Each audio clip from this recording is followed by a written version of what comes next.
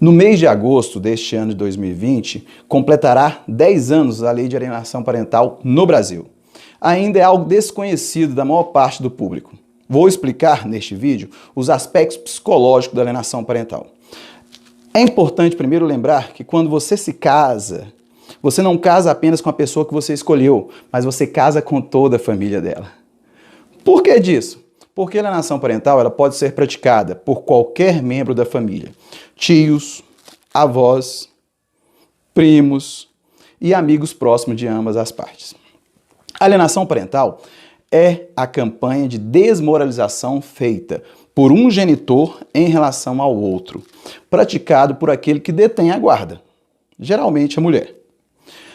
É utilizada uma verdadeira técnica de tortura psicológica no filho, para que esse passe a odiar e desprezar, na maior parte das vezes, o pai. Desta maneira, o afastamento é uma consequência natural. Isso é feito como forma de vingança após a separação. Por não se conformar com a separação, a criança é usada como arma para machucar o outro. O desejo de que o outro se torne feliz é tão forte que a pessoa utiliza do filho como meio de retaliação, pois nada pior do que ser odiado pela sua própria prole. As consequências para as crianças são devastadoras e muitas vezes irreversíveis, causando transtorno psicológico para o resto da vida. Gardner é o maior estudioso sobre alienação parental, ele criou o termo síndrome de alienação parental.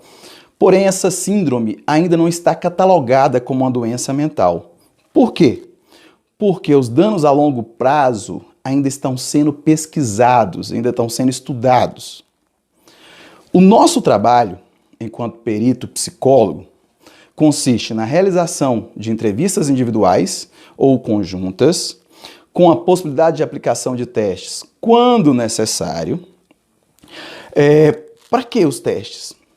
Isso é feito com o intuito, primeiro, de avaliar a existência e a extensão do dano na criança, bem como avaliar também a estrutura de personalidade de todos os membros da família envolvidos, onde será averiguado a existência de falsas memórias implantadas na criança. O que são falsas memórias? Vou explicar melhor.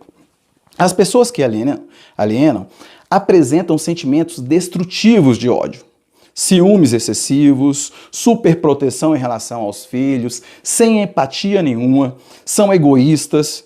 Essas pessoas são capazes de implantar falsas memórias negativas no filho em relação ao outro genitor, gerando ainda mais repúdio na criança em relação ao que está de fora, sendo então o afastamento algo inevitável que vai ocorrer.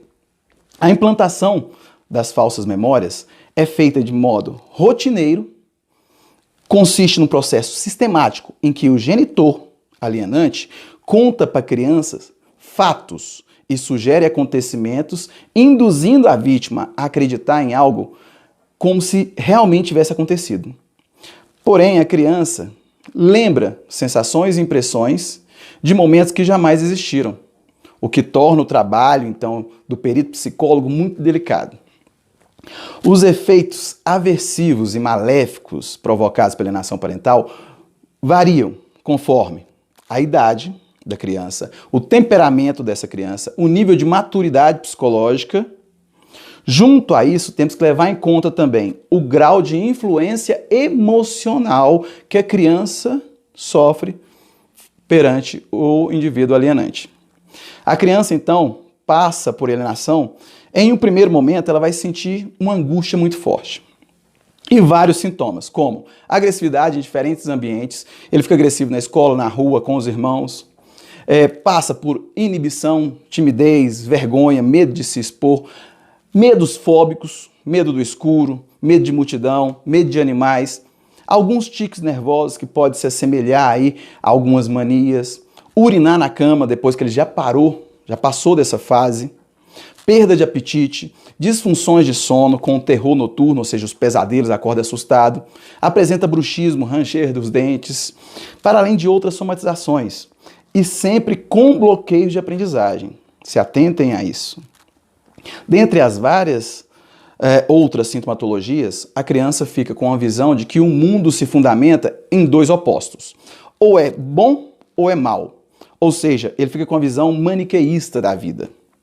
E ao ser privado do contato com os seus genitores, perde também o modelo de identificação de um dos pais.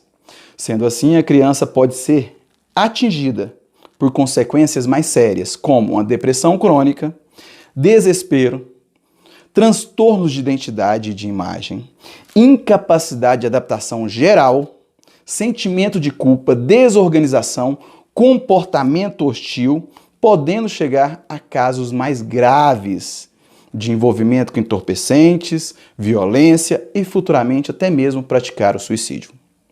Então, peço a vocês que estão em processo de separação, não façam de seu filho uma arma contra o outro, pois os efeitos para a saúde mental da criança são irreversíveis muitas vezes e imprevisíveis.